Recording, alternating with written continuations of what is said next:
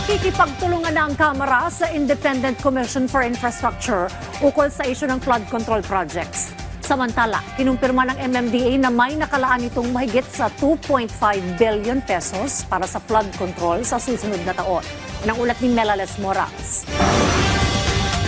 Inalis man ang pondo ng DPWH para sa flood control projects sa ilalim ng proposed 2026 national budget. Kinumpirma naman ng MMDA na may hiwalay silang alokasyon para rito na maaaring magamit sa Metro Manila. Sa pagpapatuloy ng budget plenary deliberations ng Kamara, ibinahagi ng MMDA na sa 5.8 billion pesos na panukalang pondo nila para sa susunod na taon, higit 2.5 billion pesos dito ay nakalaan para sa flood control projects. Ayon kay House Committee on Appropriations Vice Chair Monique Lagdameo na siyang budget sponsor ng ahensya, gagamitin ito para sa pagsaayos at maintenance ng pumping stations at drainage system sa iba't ibang panig ng rehiyon. To name a few, it's actually in our General Appropriations Bill. It's improvement of drainage system along barangays in different cities in Metro Manila, along Barangay 90 and vicinity in Tondo. Meron din po tayong drainage improvement along Felix Huerta Street and vicinity in Santa Cruz.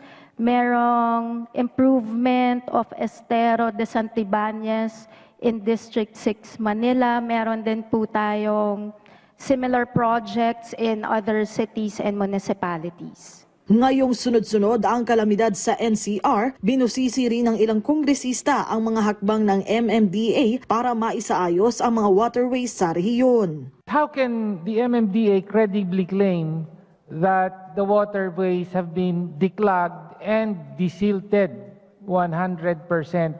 Samantalang, alam po natin, kaya nga po, kahit konting ulan na lang ay, alam naman natin yan, tumataas na ang tubig. One major factor there is that the waterways are clogged and still heavily silted. Mr. Speaker, number one, it was a target. It was a target of 100%. Secondly, sa araw-araw po, syempre po yung basura po, bumabalik po yan dyan sa ating waterways, which is why it is a continuous cleanup ang ginagawa po and monitoring.